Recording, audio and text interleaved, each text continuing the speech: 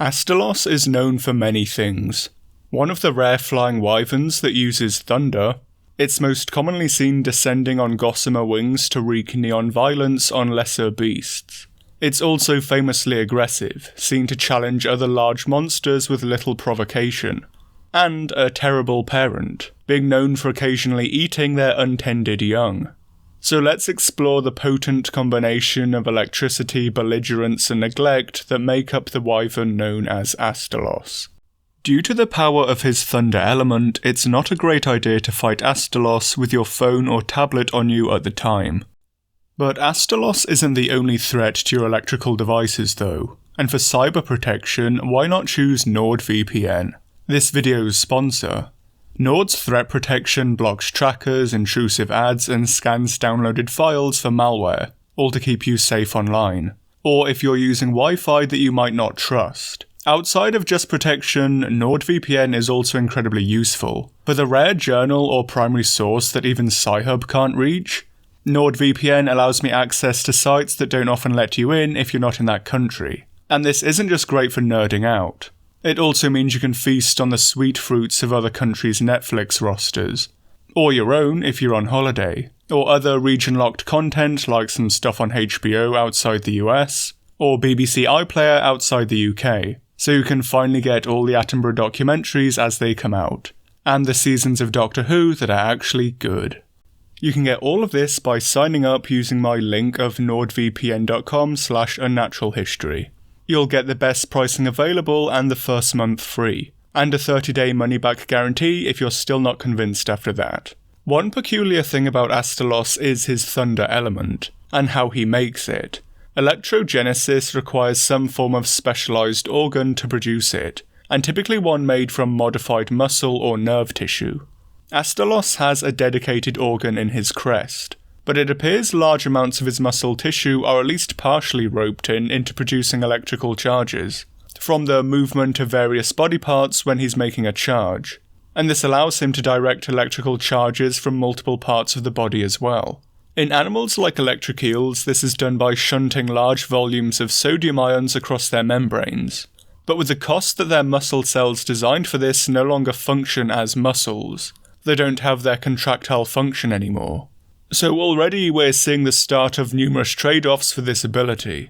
Electric eels are pretty sluggish animals and not hugely strong swimmers, and similarly Astalos may have considerably less brute strength than similar-sized wyverns, and less endurance too, due to a lot of the muscle tissue being used to generate a charge over movement. This may also be why Astalos is more of a ground forager like some bird wyverns too. Astalos may not have the muscular potential for long, high-altitude flights like the wraths Basiljuice or Legiana, and so leads a more terrestrial lifestyle. Astalos's diet of at least some invertebrates may also factor into thunder use too. A good portion of electric eel diet is armoured catfish. With dermal plating and thick spines, they're presumably a bit of a hassle to eat for a sluggish eel. Records of captive eels being fed show that they use their electrical abilities to stimulate and exhaust the muscles of their prey, so they can't fight back, and presumably this helps a lot with difficult armoured prey. The assorted neopterans Astalos eats may not be armoured, or at least in a way that matters to Astalos, but they are small, fast, and live in dense environments. In short, a lot of energy to burn trying to grab a bite if you actually pursue it in a chase. Astalos does seem to use its thunder to at least stun Vespoids, and so it may be one method of subduing small, swift prey without engaging it in a strenuous chase through thick cover. Astalos may also forage for invertebrates in the ground too, and can be seen to rake the ground when idling in the rainforest. Astalos's rake-like claws probably aren't very efficient for digging very deep or in especially hard soil, and this is likely used mainly in the dense leaf litters of rainforests and loamy topsoils where potential prey is likely to hide, or may even live, move or feed in the upper layers. With no large external ears, Astalos isn't likely to have excellent hearing, and it doesn't appear to use scent when foraging either. The wing claws are unlikely to have much tactile ability, being mainly keratin, or something similar too, and Astalos seems to have sight as its primary sense. Hornitors or other small animals may leave noticeable trails or have clear entry points into the leaf litter, to prompt such foraging in certain places, or their minute movements in the leaves may twig Astalos to their location. Astalos may also forage much more both on the wing and with its actual element of electricity, due to the fact sight is much less successful at finding hidden prey compared to hearing and smell, as the Yans and Espinas do it. So it seems the different insectivorous forest wyverns all use different senses to get their daily bread. Astalos are also seen on occasion to kill raptorial bird wyverns, especially the large males known as dromes or greats. Whilst such individuals prefer and are instrumental in killing large prey for the pack, it could be they also occasionally eat small prey that Astalos often prefer too, causing competition and making this an act of superpredation. Astalos may also readily attempt predation on anything below a certain weight range, and as pretty common animals, dromes and greats may just pop up on the menu occasionally from abundance. One thing that's especially unusual is that Astalos seems to lead such attacks with the wing claws, rather than the mouth or feet. This may be an unusual form of prey restraint, where Astalos uses its wings rather than feet to restrain the animal and then eat it alive, and the thunder may be important here. More regular prey restraint in wyverns and raptors use the feet, and this also helps keep biting, thrashing or toxic prey away from the head. Astalos may well partially zap feisty prey like dromes and greats to cause muscular spasms, as by using the wing claws, the head and neck are far closer to the defensive prey. But some birds will also use their wings as weapons. A number of birds have either sharp spurs or bony clubs on their wingtips used in combat, most frequently males when they compete for females. Such weapons are heavy, and the more flight-efficient a bird's wings are, the less likely it is to have such weapons. We mainly see such weapons in birds that spend a lot of their time on the ground, or in water like ducks and jacanas, and some extinct flightless birds have effectively modified their wings into clubs. Their violent use in combat can also get so severe it can hamper flight ability afterwards too. Some species like steamer ducks will also kill other similar-sized birds with them, holding them with the mouth and then beating them repeatedly with the wings to break bones and hemorrhage tissue. In the only volant species of steamer duck, the large males can't fly as they're so heavy and skewed to fight, so this may be a potential route to suggest what female Astalos look like, and as a reason for Astalos's aggression.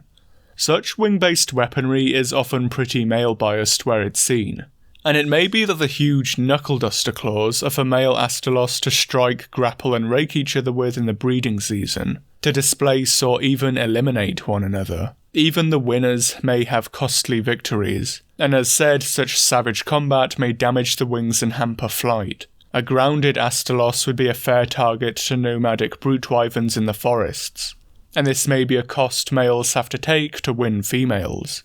From this we can make a few suggestions at how female Astalos may look. Females likely still have some claws, the ones with articulation in them, but they're also likely smaller and less numerous than in the heavily armoured male wings. Female Astalos may also be considerably better flyers because of this, and may be able to catch vespoids and other small volant animals without having to rely on thunder so much, and so may have smaller, less flashy crests too. If the males are doing the competing, female Astalos may also be less flashy overall, as well as having smaller body size, further increasing their flight skills. They may also be less aggressive. The bloodthirst of steamer ducks has been speculated on, as they don't actually kill other waterfowl in competition with them, and such birds don't threaten them or their young.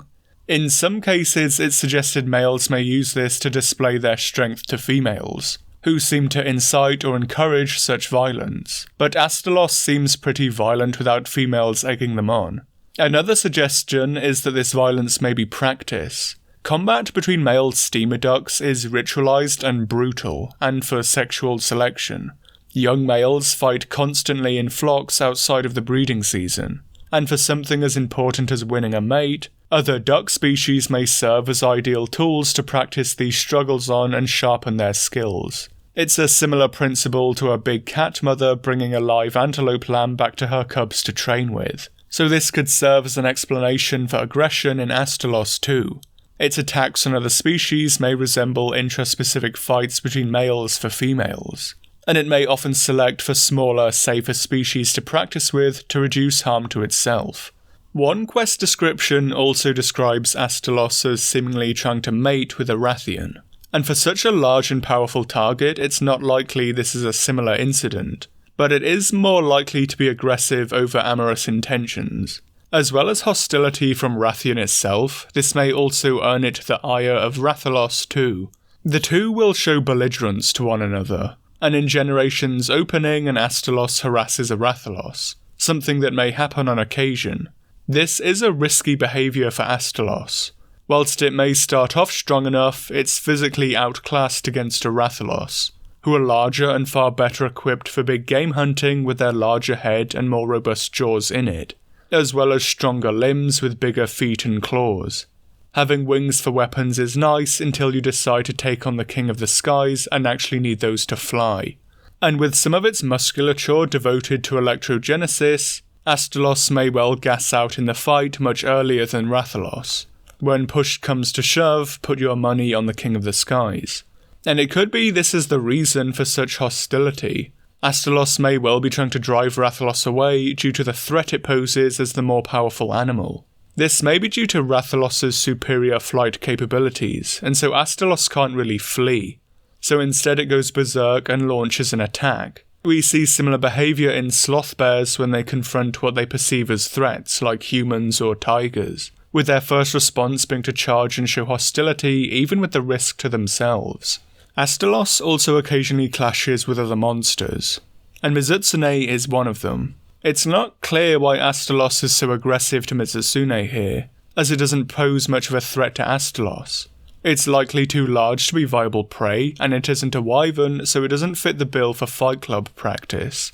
One explanation could be that it's in the interest of Astalos to get rid of Mizutsune for its young. Whilst mainly a piscivore, the archerfish-like jet of Mizutsune would do well at shooting down small flying animals for food. And what are Astalos chicks if not small flying animals?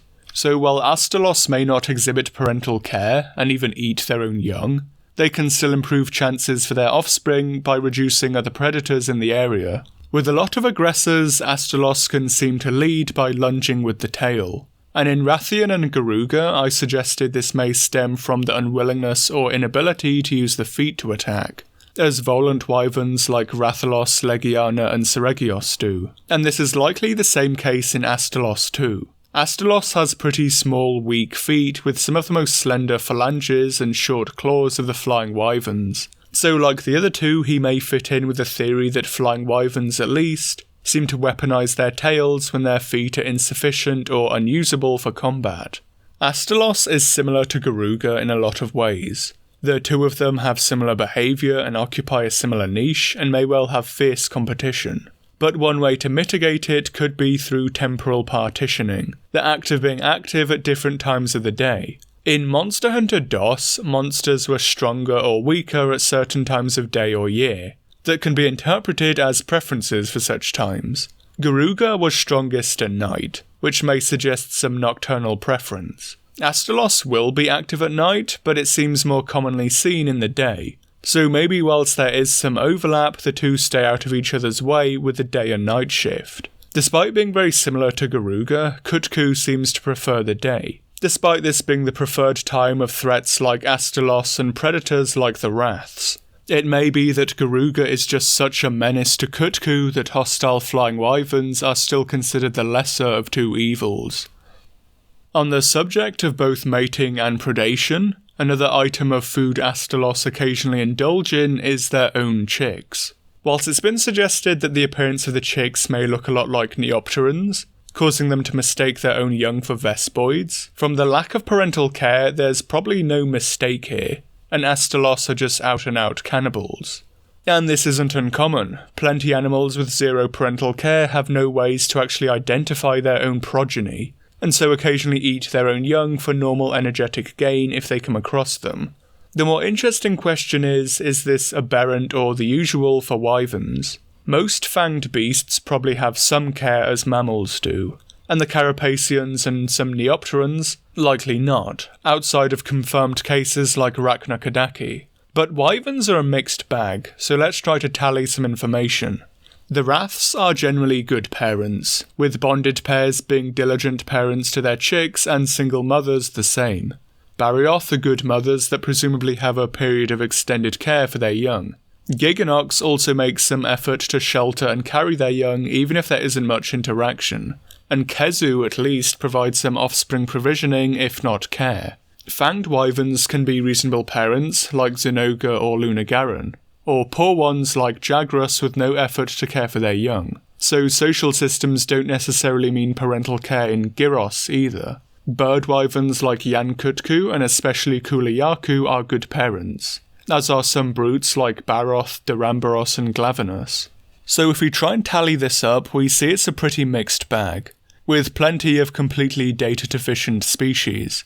The fact there is no one family that seems to have unified parental care also means that it's hard to try and make phylogenetic assumptions here too. It's also important not to make assumptions based on reputation. Disliked monsters like Deviljho and Garuga may well be diligent parents for all we know, but it does seem to show that Astalos aren't entirely unique in having no parental care, but maybe the only species recorded to actively hunt and eat their own young thus far. With this lack of parental care, Astalos chicks are precocious, which is to say born mobile, active and ready to look after themselves.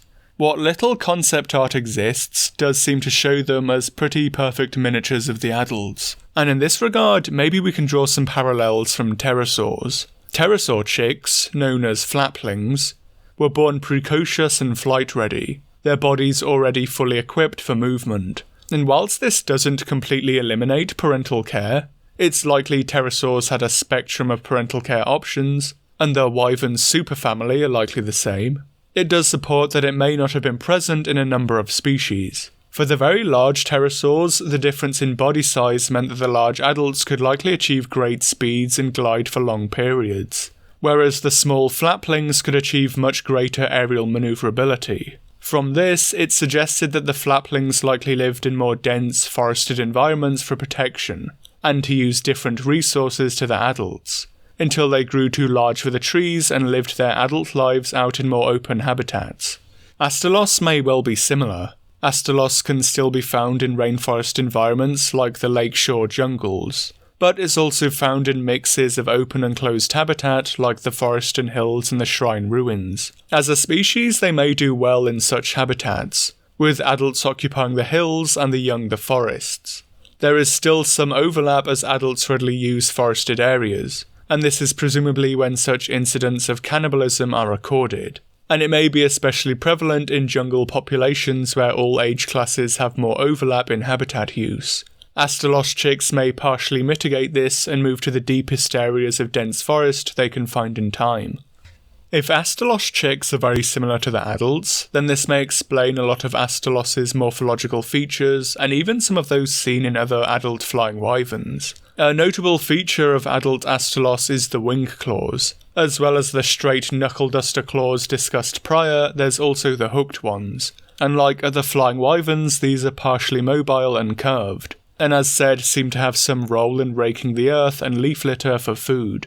But in the chick stage they may be very helpful too in moving through thick ecosystems, allowing Astalos chicks to climb and crawl through cover as quadrupeds. And we see this in some birds. Hoatzins are pretty weird birds as adults, being smelly, pot-bellied herbivores that digest vegetation more like a ruminant than a normal bird. But they're also weird as chicks, being known for having wing claws that the young use to scramble around in the trees and bushes when escaping predators. This may also be the case in the precocial Astalos chicks, and they may keep them in later life for both movement and foraging. And this may also be the reason why some other wyverns have similar but immobile claws too. The Wraths have them as adults and chicks, but in adults at least they're stiff, immobile and don't seem to have much use. But they may have some use in earlier life. Wrath chicks are altricial, which is to say born useless and dependent on their parents, and so stay in the nest for at least a reasonable portion of their early life. But as the chicks grow and begin to fledge, the wing claws may be a vital part of learning to fly, and climbing around on giant trees and rock faces as they do so. Some other birds have wing claws too, and it's suggested by some that these may be important for the fledglings too. As the chicks age and reach dispersal, the bones fuse and become immobile as the chicks learn true flight. This may also mean that the wraths may be more derived than first thought. Whilst often viewed as the typical flying wyverns, it's worth noting that many wyverns use quadrupedal movements. Outside of the obvious pseudo-wyverns, the Bloss wyverns, Basiljuice, and of course Seregios also do so as well. If the wyverns came from a quadrupedal ancestor, then a lot of them may still retain the ancestral movements, and the ancestral neurological makeup for quadrupedal movement. This is lost in birds, and contrary to some beliefs that Hoatzin chicks are atavistic, it's actually much more likely they had to redevelop this potential for movement when they're chicks, and presumably lose it again when they're adults. So the purely bipedal Legiana and the Wraths may well have undergone neurological specialization to develop a literal bird brain, maybe to make them superior in the air to most other wyverns, and adapt them for a life dependent on the wing. And a similar internal makeup may be seen in bird wyverns too, who also lack much quadrupedal movement. Astalos chicks may also not really differ much from adults in their day-to-day life. Whilst reaching sexual maturity may make them less tolerant of each other, with only amorous or aggressive intentions existing, much of their behaviour may not really undergo much change. The size of the insects and other animals they eat scales up with them up until a point, but the methods used to get it may not. Similarly, habitat cover may become more open with age and size, but the wing claws remain mobile and are still used to traverse areas. Relatively simple to catch prey and a lack of amicable or neutral social behaviours mean much of Astalos' behaviour doesn't require a lot of learning, and in this regard they may be more similar to the solitary Bloss wyverns and Gravios. And perhaps this goes to show that both behaviourally and physically, the flying wyverns span a broad spectrum, and there's no one set route for success. For my thoughts on Astalos, he's okay. Maybe my least favourite of the Fated Four. In terms of his role in the game, really I think his biggest downfall is being a flying wyvern. The fight is sufficiently different from Seregios, although the head crest doesn't help in inviting comparisons between them. But what little undeveloped role it had in game as this rival to Rathalos didn't go very far, when we just had that in 4 Ultimate and then Astalos comes along to be a worse and less well thought out version of it. As another flying wyvern, he still has a sufficiently varied fight, but it also doesn't feel quite as unique as the other members of the Fated Four too. Not that we don't have other brutes and leviathans, but they weren't as widespread at all. And nor does he feel very representative of first gen if you believe that's what they were going for with the Fated Four. If Astalos had been a giant dragonfly like Neopteron, I feel he'd be much better realised as a monster and more original. He isn't that buggy enough to really feel as derived and out there as, say, Kezu. It just feels half-assed in an attempt to make it feel more distinct than it really is, with gossamer wings and compound eyes, stylish as they may be. And what the hell even was Bolt Reaver? With his weird moving, homing lightning, Astalos at times also feels like he makes the least sense as a thunder monster. Well, of the Elders anyway. To go off on a brief tangent I feel is worth mentioning. Outside of Kirin, one thing that surprised me when looking back over thunder monsters in the series is how grounded they often feel. Kezu was made near exclusively for very damp environments or ones with watered floors like his caves. Lagarcrus is aquatic, Zenogre and Toby both have to get an external charge they can't really create themselves, that then mostly just embellishes physical attacks. Fulgur fires globs of charged snot, and Namael can create its own charge for physical attacks, but prefers to create pools of water and then gives you the old toaster in the bathtub. Unlike other elements, most of the monsters didn't get thunder for free. They had to rely on either their environment or a sufficient charge to fully and best utilise it. And then there's Rajang. But also Sith Lord Astalos, with his inexplicable and nonsensical thunderball into roaming lightning bolts, which has always just stuck out. And what the hell even was Bolt Reaver? But despite that, and overall, I think Astalos has quite a good fight, and maybe some of the best animations of any of the Fated Four, with the focus on Astalos grounding itself, often forcibly, into the earth for its other and better thunder attacks. One move I always especially liked was the attack where he plunges his tail into the floor to ground himself to make an electric burst. It just feels very natural over the weird hovering thunderballs. The fact Astalos also then has the small animations of wrenching itself free from the ground, or steadying itself with its wings, also really help make it feel much more natural and believable. The more little imperfections the monsters get, the more real they look. Also with the vocalizations too. And Astalos' little canary-like cheep helps it feel like an animal, much like Betelgeuse's pigeon-like coos. Sunbreak brings back Astalos pretty well. It seems they've essentially dropped the Rathalos rivalry aspect, which I'm fine with. Not fine with them dropping it in Seregios, but whatever. The turf war with Mitsu is nice though. Apparently Astalos is Suzuki's favourite monster, so it's nice that it got attention that only improved or maintained it, without making it feel like a spoiled child. One thing for the future I think could be quite cool would be to have Astalos chicks as small monsters or endemic life. As one of the monsters that we know doesn't show parental care, it'd fit the lore. And as tiny replicas of the adults, they won't need a new model. And of course the adults can have an animation of eating them. Thanks for watching. And a huge thanks to top patron Big Al for their ongoing and generous support of the channel, as well as K. Sandom, Erengar Steiny, Phenomenon, Evilly, Howleth, Archosaur Queen, and Bazugazu Bakuhatsu Bakumatsu, for their always appreciated kindness in helping the channel. As ever, thanks to Kame Rider Moaten for providing all the digital artwork of Astalos' behaviour. She's on several different social media platforms for you to check out if you're not there already, with plenty more artwork not seen in videos too. Links are provided in the description. Thanks to Dagon for the size comparison between Rathalos and Astalos, and Lutyrannus too for sharing the monster times and seasons from DOS as well. Quite a few mentioned that the Astalos vs Kushala part comes from frontier lore of him fighting an elder believed to be Kushala, but at any rate I still wanted to try and provide at least some reasoning as to why such conflict would occur, when otherwise Espinas seems so nonplussed by other animals, and then wouldn't really have much quarrel with the bulk of the elders. Kyogre Crown also mentioned that the Silver and Gold Wraths could be an example of metabolic control in their species, effectively charging up to produce more impressive incendiary attacks, which is a nice idea. Next Monster Hunter video will be delving back into broader topics in Monster Hunter, but nothing quite as spicy as the design video planned. Well, not yet at any rate. And the next direct video will be a mystery as I haven't decided what to cover yet, but I hope I'll see you there for it anyway.